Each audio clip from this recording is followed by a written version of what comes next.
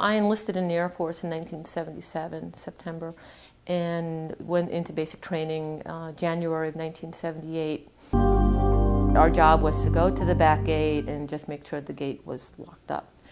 So I was on patrol at the time, and I had a colleague with me, Airman Duffield. We were both Airman First Class, which is the E3 at the time.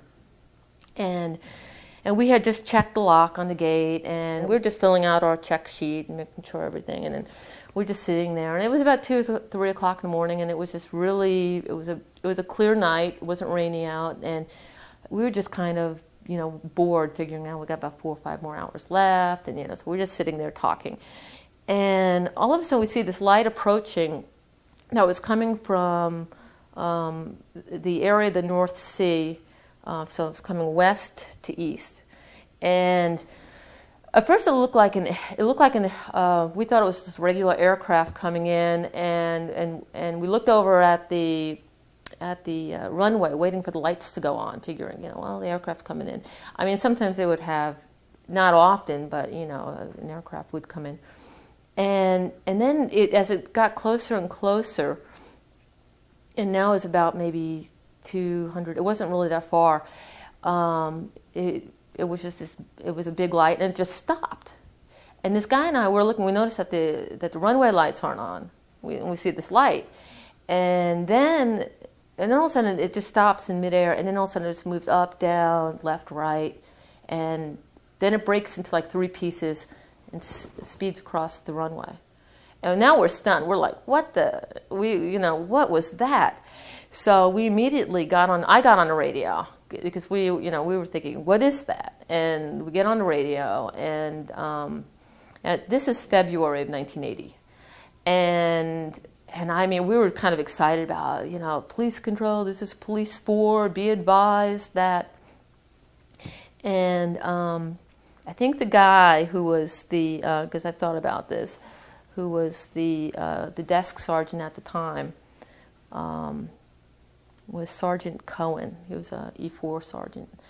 And he was pretty much saying, say again, and so we repeated it. We said, this light, this aircraft, and went, but we couldn't see the aircraft itself, the rate of speed that it was moving when it went across. I mean, it was moving in like a regular aircraft. Then when it stopped, and then when it did its movement, and then when it split into 3, and then when it sped across the runway, it was going west.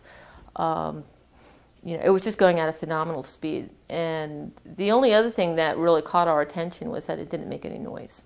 There was no sound to it at all. And we were like, we just didn't know what it was. Just as for the size, from the distance, we were, I guess I'd say it was probably about the size of a car or a small truck or something. It was probably about maybe 2 football field lengths away, and it flew across the runway. And the runway itself was then it was probably about roughly maybe a football field length away, because the runway itself wasn't that far from us. And then when it took off, it went straight up, and then it kind of disappeared. I mean, it flew across, and then it kind of went straight up, and that was the last we saw of it. Into 3 pieces. No, it broke into the 3 pieces when it first approached. It came up, it approached. And we were waiting for it to start heading toward the runway, making its, doing whatever, thinking it's an aircraft. And of course, we were waiting for the lights of the runway to turn on. And that's where it stopped, about 2 football fields away.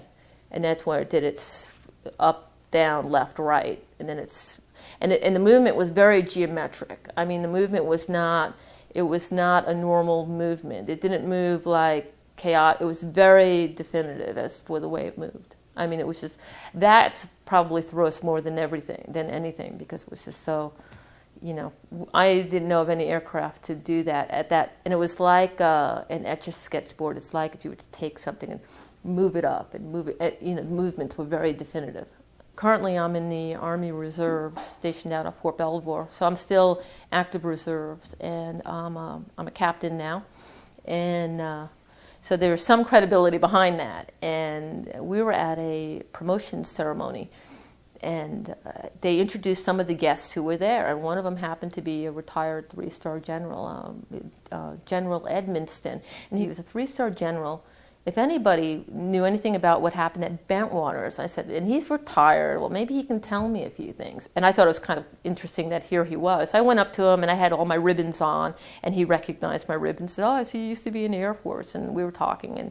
And I said, yes, sir. I said, in fact, I was stationed at some really interesting places, and some of them are now closed. And I said, one of them was RAF Bentwaters. Oh, Bentwaters, yeah, that was a great base. And I was thinking in the back of my mind, in 1980, he probably could have been a one-star or a two-star. I mean, he had to have been pretty high. And I said, yeah, in fact, I was there during the time when they had that UFO sighting. And we went from a very sociable conversation to he just clammed up. And I said, I kind of figured I'd still kind of pursue it a little bit. And I said, did you know anything? Did you hear anything about it? And he said, yeah, if I did, I'd have to shoot you, like, ha, ha, ha. And at that point, he said, I have to get back to my guests. But he went from being completely sociable to, and I knew he knew something, his body language. I mean, he went from completely relaxed to rigid. Then this other guy came up to me, who was also, I think he knew him, but they were all in the same guest party. And he said, I overheard your conversation. And he happened to be an electrical engineer for the Air Force. And I said, oh, feeling kind of stupid, I think, great. And he said, you do know they found something out there. And now I was like, okay. And he said, well, we've been working with the plastic, with the material that we had gotten from back then. And I was like, oh, really? He said, oh, yeah, back then it was pretty raw, but now we've been able to use it and to refine it, and they've been able to use it, and it can take so many degrees of heat and temperature.